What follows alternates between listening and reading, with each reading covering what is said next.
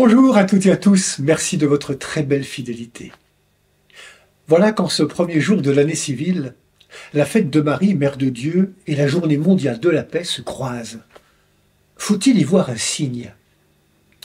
Celui à qui Marie donne naissance n'est-il pas tout autant le Sauveur que le Prince de la paix? Cet enfant qui va grandir échappe à Marie, échappe à Joseph, échappe à Bethléem et Nazareth. Même Jérusalem ne pourra le retenir.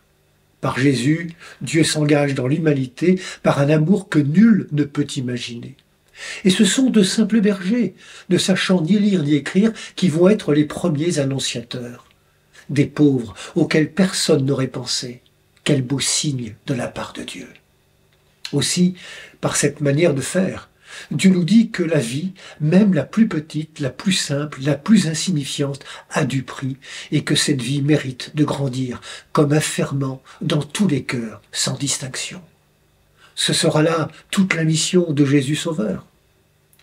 Cette année encore, tandis que nous célébrons Marie et la journée mondiale de la paix, se déroulent en arrière-fond des événements dramatiques qui inquiètent les humains que nous sommes.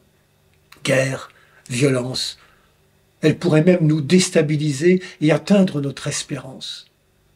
Notre monde, par l'effet médiatique, prend conscience, avec une intensité nouvelle, de la vulnérabilité de chacun et commence à envisager l'avenir avec un sentiment, jusqu'alors inconnu, de peur profonde et d'inquiétude, souvent.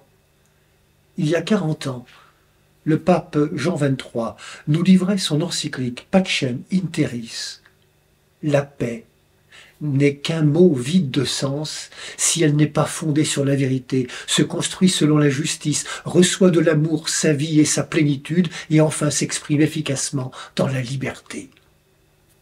L'Évangile nous met en présence de deux attitudes, celle des bergers qui vont et viennent, et celle tout intérieure de Marie. Notre vie de foi doit pouvoir tenir les deux mouvements ensemble. Celui où je reçois la parole, la garde et la rumine, lui permettant ainsi de s'incarner dans mon cœur. Celui où je proclame cette parole en la partageant, la transmettant par des actes concrets. Beaucoup aujourd'hui attendent la paix, un vrai réconfort, une vraie reconnaissance, une vraie justice sociale. La tâche est lourde, mais comme Marie, commençons par le commencement. Commençons par une attitude d'accueil. Plus la mission paraît lourde, plus il nous faut prendre le temps de la contemplation dans le silence de la prière. La précipitation est rarement bonne conseillère. Dieu peut naître à tout moment et dans tous les cœurs. Comme chante l'hymne, Jésus prend naissance où l'homme commence d'ouvrir son cœur et ses mains pour changer la vie de ses frères et sœurs. Oui, là, Jésus prend naissance. Bonne année, bonne journée à toutes et à tous. Prenez bien soin de vous et des autres. Qui peut me dire l'endroit où Jésus le Christ est né? Vois Jésus en naissance, où l'homme commence d'ouvrir son cœur et ses mains pour changer la vie de ses frères. Oui, la